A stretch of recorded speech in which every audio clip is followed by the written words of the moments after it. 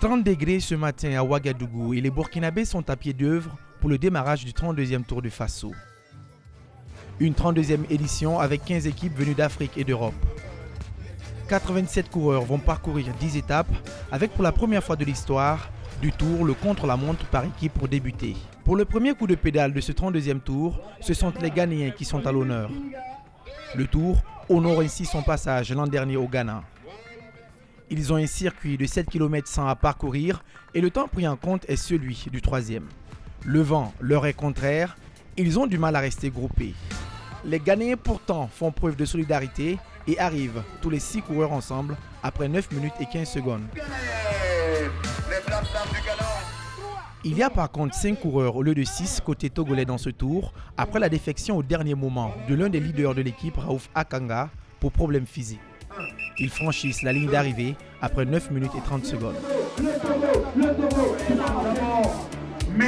La première équipe burkinabé à s'essayer à cette épreuve d'effort collectif est l'équipe régionale du centre. Acclamée par une population attachée à son tour, les Burkinabés restent bien alignés et accélèrent leur course. Mais, incompréhension lorsque Salifou Yerbanga et Sadou Diallo, qui étaient au devant de la course, ratent le dernier virage et sont contraints de ralentir.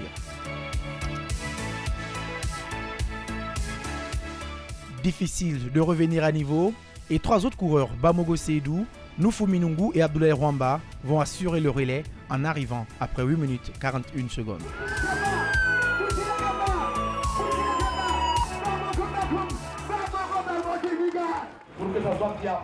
Habitué à ces genres de preuves, le Rwanda, malgré la jeunesse de son équipe, a fait sensation. Moïse Mujisha, qui a terminé 2e à cette même épreuve au championnat d'Afrique, a bien conduit son équipe, qui a réalisé un temps de 8 minutes 15 secondes. Les Angolais sont présents au Tour du Faso pour leur 2e fois. La force et la cohésion de l'équipe de l'Angola prennent le dessus dans cette ultime étape. Aidés par un équipement adapté à ce genre de preuve, ils arrivent à franchir la ligne après 8 minutes et 5 secondes.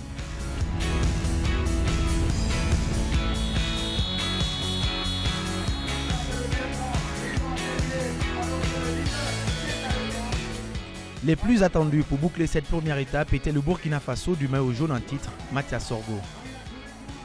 Poussé par ce peuple de vélo, la volonté des Burkinabés n'a pas suffi. Aziz Nikema et les siens ne réussissent pas à courir en groupe. Les 3 coureurs de l'avant arrivent après 8 minutes 35 secondes, laissant Mathias Sorgo montrant des signes de fatigue.